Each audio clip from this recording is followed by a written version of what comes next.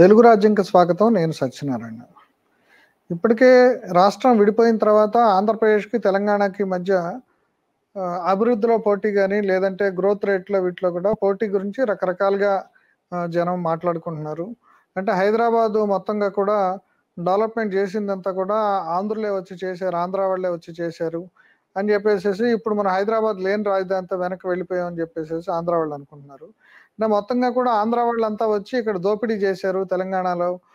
తెలంగాణలో దోపిడీ చేయటం వల్ల ఇప్పుడు మేమంతా వెనకబడిపోయాము. అందుకనే మాకు ప్రత్యేక రాష్ట్రం కావాలని చెప్పేసేసి తెలంగాణ నుంచి జరిగింది.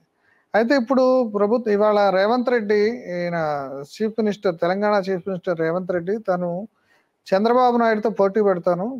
ఇప్పుడు దాకా తను 12 గంటలే పనిచేస్తున్నాను. అంటే సరైన ఆటగాడితోటి పోటీ పెడితేనే అభివృద్ధి సాధించగలుగుతాము. ఆయన చంద్రబాబు నాయుడు 18 గంటలు పనిచేస్తాడు కాబట్టి నేను ఆయనతో పోటీ పెడతాను అని చెప్పేసేసి ఒక స్టేట్మెంటు ఒక ఆయన ఇవాళ బసవతారకం హాస్పిటల్‌కి సంబంధించిన ఒక కార్యక్రమంలో పాల్గొంటూ ఆయన ఒక స్టేట్మెంట్ ఇచ్చారు.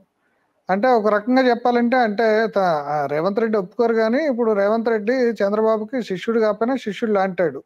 అంటే గురువుతో ఇప్పుడు శిష్యుడు పోటీ పడతాడు అనుకోవాలా? ఈ 2 పోటీల్లో ఎవరు గెలుస్తారు? అసలు ఆ గెలుపు, ఓటమికి అసలు ప్రాతిపదిక ఏంటి? ఈ అంశాల మీద మనం మాట్లాడుకుందాం. ఇప్పుడు ఈ అంశాల మీద మనతో మాట్లాడటానికి ప్రముఖ రాజకీయ విశ్లేషకులు, బ్యాంకరు చలపతి గారు మనతోటున్నారు. చలపతి గారు నమస్తే అండి. నమస్తే సార్. అదే ఇప్పుడు రేవంత్ రెడ్డి వాళ్ళ ఒక సరైన ఆటగాడితోటి పోటీ పడతాను. నేను పోటీ పడితేనే అభివృద్ధి జరుగుతుంది. నేను చంద్రబాబు తోటి పోటీ పడతాను అని చెప్పేసేసి అన్నారు. అంటే ఈ స్టేట్మెంట్ అదే ఇంతకుముందు నేను ఇంట్రడక్షన్ లో చెప్పినట్టు ఇప్పుడు 2 రాష్ట్రాల మధ్య పోటీ అనేది ఒక ఇష్యూ ఉంది. అంటే ఎవరు మనం మాట్లాడిపోయినా సరే ఇప్పుడు అంతా ఆంధ్ర నుంచి వచ్చి ఇక్కడ బాగు చేశారని, లేకపోతే హైదరాబాద్ని ఇక్కడ వాళ్ళు దోపిడీ చేశారని 2 రకాల నడుస్తుంది. ఇప్పుడు ఈ పోటీ చంద్రబాబు వచ్చాకే అసలు ఈ పోటీ అనే అంశాన్ని ఎందుకని తెలంగాణ ముఖ్యమంత్రి రైజ్ చేశారు.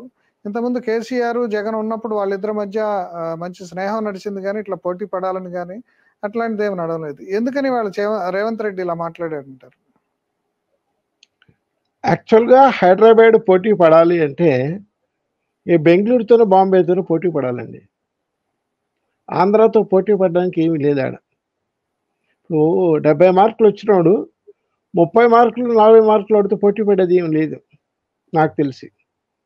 80, 90, 100 మార్కులు వచ్చిన వాళ్ళతో పోటీ పడాలి. అంటే బెంగళూరుతో పోటీ పడాలా, లేదా ముంబైతో పోటీ పడాలా, లేదా ఢిల్లీతో పోటీ పడాలా. Top 3 towns as per RBI statics కానీ సెంట్రల్ గవర్నమెంట్ ఆఫ్ ఇండియా లెక్క ప్రకారం. అంటే ఈ పోటీ అనే మాట ఇప్పుడు రేవంత్ రెడ్డి మాట్లాడటానికి కారణం ఏంటంటే అక్కడ మంచి ఛాంపియన్ ఉన్నాడు చంద్రబాబు నాయుడు. ఇదే ఈ సైబర్ సిటీ కానీ లేదా ఐటీ కానీ హైదరాబాద్లో తీసుకురావడానికి తనే కారణం కాబట్టి ఇప్పుడు అక్కడ ఆయన 18 గంటలు కష్టపడతాడు. ఆయన స్ఫూర్తిగా మాట్లాడాడు. అంటే మీరు చెప్పినట్టు సింబాలిక్గా హైదరాబాదు నగరం పోటీ పడటం అంటే దాంతో పోటీ పడాలి. అంటే ముఖ్యమంత్రులు ఇద్దరు పోటీ పడతాం అంటే గతంలో కూడా ఇప్పుడు మనకి బెంగళూరు తోటి హైదరాబాద్ పోటీ పడబట్టే మనకి ఐటీ ఎంతో ఎంతో డెవలప్ అయింది. ఇప్పుడు మామూలుగా ఈ ఎకనామిక్ రిఫార్మ్స్ పోస్టర్ బాయ్స్ కింద చంద్రబాబు గానీ, ఎస్ఎం కృష్ణ గానీ, ఆ రోజులో దిగ్విజయ్ సింగ్ గానీ వీళ్ళంతా ఉండేవాళ్ళు. ఇప్పుడు ఆ పోస్టర్ బాయ్ పాపం ఆయన రాష్ట్రం విడిపోవటం వల్ల పోస్టర్ బాయ్ ఒంటరివాడు అయిపోయాడు. వాళ్ళలో ప్రముఖ పోస్టర్ బాయ్ అయిన చంద్రబాబు. ఇప్పుడు ఈ రేవంత్ రెడ్డి కూడా థింకింగ్ లో చంద్రబాబు అంటే తెలుగుదేశం నుంచి వచ్చినాడే థింకింగ్ లో కూడా ఈయన మార్కెట్ ఎకానమీ, మార్కెట్ రిఫార్మ్స్, అందులో ఈయన రియల్ ఎస్టేట్ వ్యాపారి కూడా కాబట్టి ఇప్పుడు చంద్రబాబుతో పోటీ పడతానంటున్నాడు. అంటే ఇప్పుడు ఆ చంద్రబాబు ఛాంపియన్ కాబట్టి ఛాంపియన్ తో పోటీ పడతాను అని అంటున్నాడు. దీన్ని ఎలా తీసుకోవాలి మనం? ఆంధ్రాలో పోటీ పడడానికంటే ఏమీ లేదండి ప్రస్తుతానికి. అంటే ఇక్కడ చంద్రబాబు మనము ఇక్కడ 2 విషయాలు ఉన్నాయి సత్యనారాయణ గారు. ఈ పోటీ పడాలంటే గంటలు కాదు, ఎన్ని గంటలు పనిచేసామనేది లెక్క కానే కాదు, ఎంత రిజల్ట్ వచ్చింది అనేది ఇంపార్టెంట్.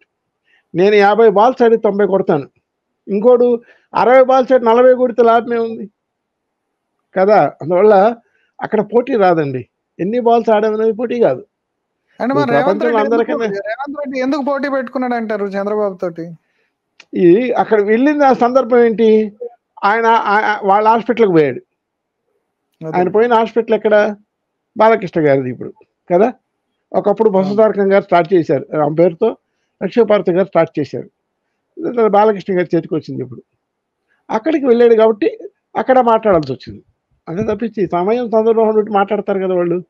అంటే సమయం, అంటే సందర్భం పోనీ మారితే అంటే ఆ ఒక రకంగా సమయం, చెప్తే సందర్భాన్ని ఇప్పుడు బట్టి అదే చెప్పండి. అంటే మీరు చెప్పే సమయం సందర్భం అంటే ఇప్పుడు చంద్రబాబు అక్కడికి వెళ్ళాక గుర్తొచ్చాడు. చంద్రబాబుని అది. స్ఫూర్తిగా తీసుకోవాలి అని ఇవాళ కూడా రేవంత్ రెడ్డి అంటున్నాడు అంటే, అంటే చంద్రబాబులో ఆ! ఇంకా మెటిల్ ఇంకా ఉంది. ఆయన ఇప్పుడు ఆంధ్రప్రదేశ్‌ని ఇప్పుడు ఆయన ఏదో రకంగా ఇప్పుడు డెవలప్ చేయగలడనే అనుకోవాలా? అక్కడ మళ్ళీ మళ్ళీ మొదలుకొస్తున్నాను. అంటే నగరాల అమరావతి మధ్య అనే పోటీ దాంట్లో గాదు. ఇది వ్యక్తుల మధ్య ఒక స్టేట్‌ల మధ్య. రేవంత్ రెడ్డి అనే ఒక సీఎం ఆయన్ని ఆ! స్ఫూర్తిగా తీసుకున్నాడు. ఇప్పుడు ఆయన ఎవరైతే ఆయన మంచి ప్లేయరు, గట్టి ప్లేయర్ అయినప్పుడు కూడా మీరు చెప్పినట్టు అదొక ఒక ఛాలెంజింగ్‌గా ఉన్న ఒక రాష్ట్రము. అంటే పరిస్థితులు బాలేని రాష్ట్రాన్ని ఆయన ఇప్పుడు బాధ్యతలు నిర్వహిస్తున్నాడు సీఎంగా. అందుకని ఇప్పుడు ఆయన చంద్రబాబు ఆల్రెడీ నాయుడు సార్ చంద్రబాబు నాయుడు గారు ఆల్రెడీ 5 ఏళ్ళు పరిపాలించేశారు. మనం హ్మ్. చూసేసాం. Please do subscribe to Telugu Rajyam channel. Please do subscribe to Telugu Rajyam channel. Please do subscribe to Telugu Rajyam channel. Hi అండి, నేను మీ ఆర్పీని నెల్లూరు పెద్దారెడ్డి చేపల పులుసు ఓనర్ని. మీరు తెలుగు రాజ్యం అనే ఈ యూట్యూబ్ ఛానల్ సబ్స్క్రైబ్ చేసుకుని మంచి మంచి వీడియోలతో వస్తారు. Thank you so much. Hi people, I'm Sonakshi Verma and you please watch Telugu Rajyam and please subscribe to the channel.